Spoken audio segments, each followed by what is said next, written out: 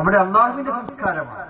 ആ സംസ്കാരം സമാധാനത്തിന്റെയും ശാന്തിയുടെയും സാഹോദര്യത്തിന്റെയും ഔദാര്യത്തിന്റെയും നന്മയുടെയും എല്ലാമായ സംസ്കാരമാണ്. അതിലേക്കാണ് പള്ളി വിളിച്ചുകൊണ്ടിരിക്കുന്നത്. 5 വക്തിലെ നമസ്കാരത്തിലേക്ക് പള്ളി മിനാരങ്ങളിൽ നിന്ന് ബാങ്ക് ഉതിരുമ്പോൾ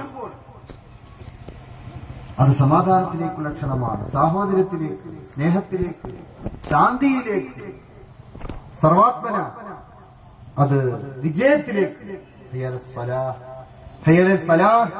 എന്നുള്ള ആ വചനങ്ങളിലൂടെ സർവാത്മന അത് വിജയത്തിലേക്കാണ് മനുഷ്യവംശത്തെ, വിശ്വാസി സമൂഹത്തെ അത് ക്ഷണിച്ചുകൊണ്ടിരിക്കുന്നു.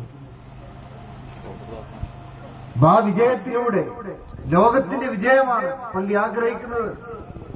ലോകത്തിന്റെ വിജയം എന്ന് പറയുമ്പോൾ സമാധാനമുള്ളൊരു ലോകമാണ്, മനുഷ്യസ്നേഹമുള്ളൊരു ലോകമാണ്.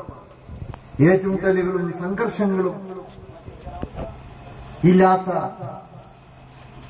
പട്ടിണിയും ദാരിദ്ര്യവും ഇല്ലാത്ത,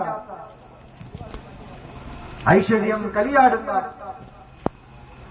എവിടെ നോക്കിയാലും സ്നേഹത്തിന്റെ പുഞ്ചിരിയും സാഹോദര്യത്തിന്റെ കൂട്ടായ്മയും നിലനിൽക്കുന്ന ഒരു ലോകം. ആ ലോകമാണല്ലോ വിജയിച്ച ലോകം എന്നുള്ളത്. ആ വിജയത്തിലേക്കാണ് പള്ളി ക്ഷണിച്ചുകൊണ്ടിരിക്കുന്നത്. ആ പള്ളിയുടെ സഹവാസത്തിലൂടെ വിജയത്തിലേക്കുള്ള വഴി ലോകത്തിനു മുമ്പിൽ ഒരുക്കി കൊടുക്കുക എന്നുള്ളതാണ് വിശ്വാസികളായ നമ്മളുടെ കടമ. പള്ളിയോടുള്ള സഹവാസം എങ്ങനെയാണ് നമ്മൾ നിർവഹിക്കേണ്ടത്? പള്ളിയോടുള്ള സഹവാസം നിർവഹിക്കുന്നവർക്ക് നാളെ അർശിന്റെ തണൽ അല്ലാഹു നൽകുന്നു. മഹ്ശറയുടെ ആ കടോരതയിൽ അർശിന്റെ തണൽ ഇടപെടുന്നവരിൽ പ്രമുഖ വിഭാഗം പള്ളിയുമായി സഹവസിക്കുന്നവരാണ്.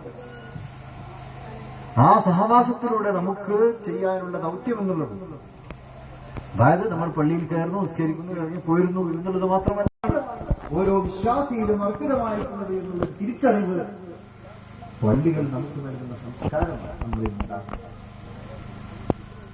ആ തിരിച്ചറിവാണ് വിശുദ്ധ ദീൻ ഇസ്ലാമിന്റെ സന്ദേശത്തെ ലോകത്ത് വളരെ എളുപ്പത്തിൽ പ്രചരിപ്പിക്കപ്പെടുന്നത്. അല്ലാഹുവിന്റെ വിശുദ്ധ പ്രവാചകൻ സല്ലല്ലാഹു അലൈഹി വസല്ലമയിലൂടെ, വിശുദ്ധ ഖുർആനിലൂടെ, അതുപോലെ തന്നെ സല്ലല്ലാഹു അലൈഹി വസല്ലമയിലൂടെ ലഭിച്ച അറിവുകൾ, സന്ദേശങ്ങൾ, സംസ്കാരം, അത് സ്വഹാബത്ത് അതിന്റെ മേന്മ തിരിച്ചറിഞ്ഞു. അതിന്റെ ദൗത്യം അത് പഠിച്ചറിഞ്ഞവർ ആ പഠനത്തിന്റെ ദൗത്യം തിരിച്ചറിഞ്ഞു. അവരവരുടെ ജീവിതത്തെ ഇസ്ലാമിന് വേണ്ടി സമർപ്പിച്ചു. ഇസ്ലാമിന്റെ പ്രചാരണത്തിന് വേണ്ടി പ്രബോധനം